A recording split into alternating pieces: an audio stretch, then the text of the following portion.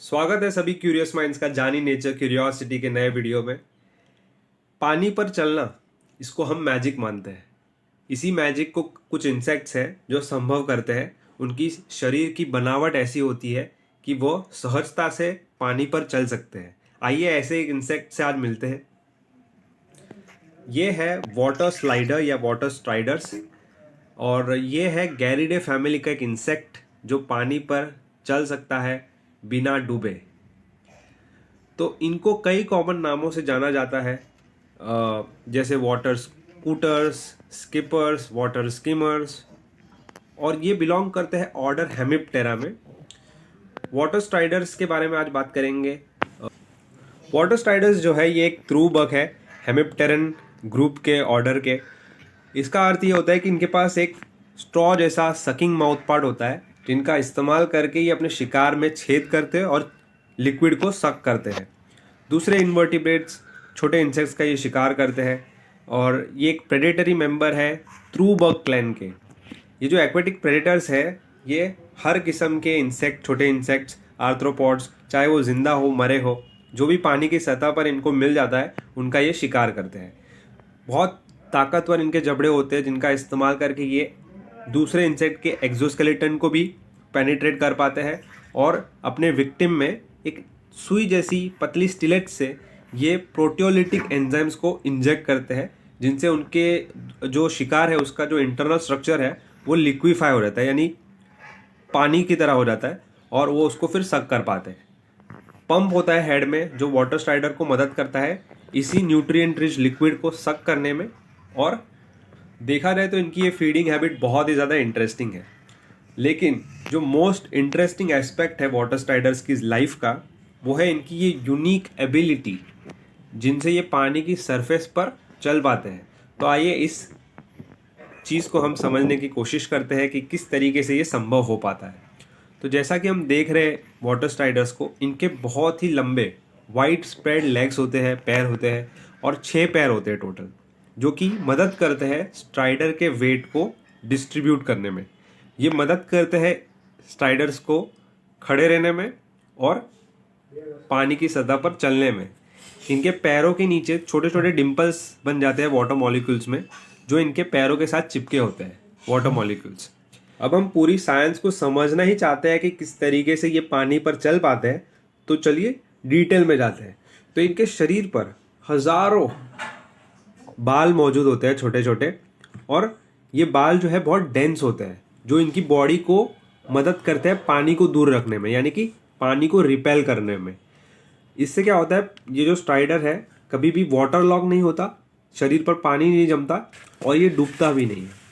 जब भी इस पर पानी गिरता है या फिर ये सबमर्ज हो जाता है, अगर समझिए पानी की वेव आ गई या किसी रेन ड्रॉप जब गिरते हैं, तो इनसे इनको अफेक्ट नहीं होता है।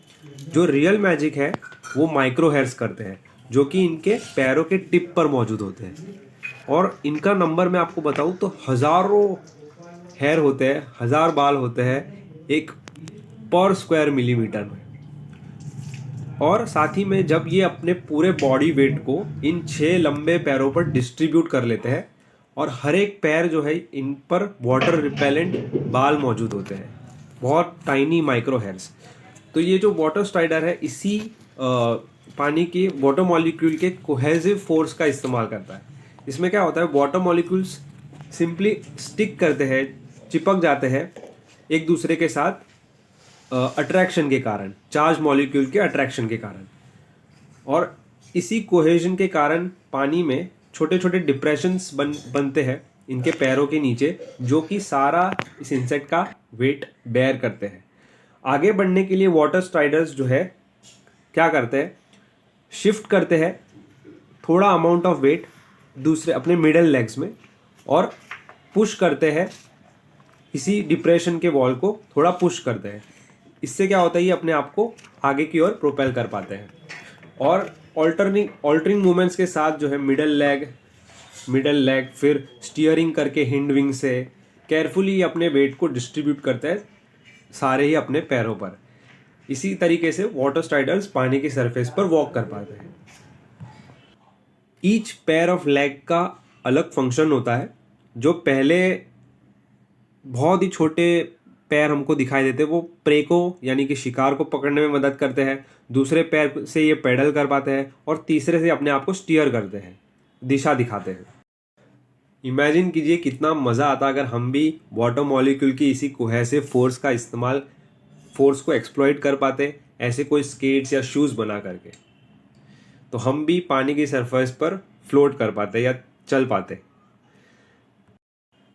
और भी बहुत सारे फैक्टर्स है जो इनको मदद करते हैं, इनको फेवर करते हैं। जैसे एक इनकी बहुत ही ज़्यादा इलोंगेटेड बॉडी होती है, और फिर जो फ्रंट लेग्स है ये आगे की ओर मुड़े होते हैं। ऐसा लगता है कि इनके 4 एंटीना है, लेकिन वो असल में पैर होते हैं। इनसे ये प्रे को भी पकड़ते हैं। और वाटर स्लाइडर्स जो है, इनका ऑफ कोर्स बॉडी वेट पानी के वेट से ज़्यादा है, लेकिन ये क्विकली उस पर मूव करते हैं, इसलिए ये ड्राउन नहीं करते हैं। सारे इंसेक्ट्स होते हैं जो पानी के सरफेस पर गिर जाते हैं, वाटर स्लाइडर्स इन्हीं का शिकार करते हैं, इन्हीं को पकड़ते हैं। जैसे कि मॉस्किटोज होते हैं, मच्छरों को ये मच्छरों का शिकार करते हैं। तो बहुत ही ज़्यादा बेनिफिशियल तो इंसेक्ट है ही, इकोलॉजी में इनका रोल है। और आइए बात करते हैं फैमिली गैरिडे के बारे में। तो जो गैरिडे फैमिली है ये ऑर्डर हेमिप्टेरा के अंदर आती है। इसमें वाटर स्ट्राइडर्स इंक्लूड होते हैं, वाटर स्ट्राइडर्स होते हैं। और कंसिस्टेंट क्लासिफिकेशन अगर करें तो इनको थ्रू बग्स के कैटेगरी में रखा जाता है, क्योंकि इनका माउथ पार्ट होता है जो इवॉल्व हुआ है पियर्सिंग और सकिंग के लिए, डिस्टिंग्विश करता है इनको दूसरे। और एक चीज़ जो इनको डिस्टिंग्विश करती है कि उनकी अनयूजुअल हैबिट होती है जो पानी के सरफेस पर चल सकते हैं, इसलिए इनको प्लूस्टन्स भी कहा जाता है। और 2000 से ज़्यादा स्पीसीज दुनिया भर के टेम्परेट, सब ट्रॉपिकल और ट्रॉपिकल रीजन्स में पाई जाती है। ये जो गैरोमॉर्फा इंफ्रा ऑर्डर है हेमिप्टेरा, हेमिप्टेरा के अंदर, इसमें सेमी एक्वेटिक बग्स आते हैं। इनको डिस्टिंक्ट ग्रुप माना जाता है क्योंकि इनकी एबिलिटी होती है पानी पर चलने की। ये लेंटिक और लोटिक वाटर बॉडीज में भी मिलते हैं। लेंटिक यानी कि स्टिल जो रुकी हुई है, लोटिक जो फ्लो हो रही है, ऐसी वाटर बॉडीज में भी इनको देखा जाता है। कंपैरेटिवली ये जो गैरिडे है ये एक बहुत ही डाइवर्स ग्रुप है, और इसमें 70 जिनेरा और 700 स्पीसीज ग्रुप्ड है 8 सब फैमिलीज में। और ये रिप्रेजेंट करती है second largest family of semi aquatic bugs.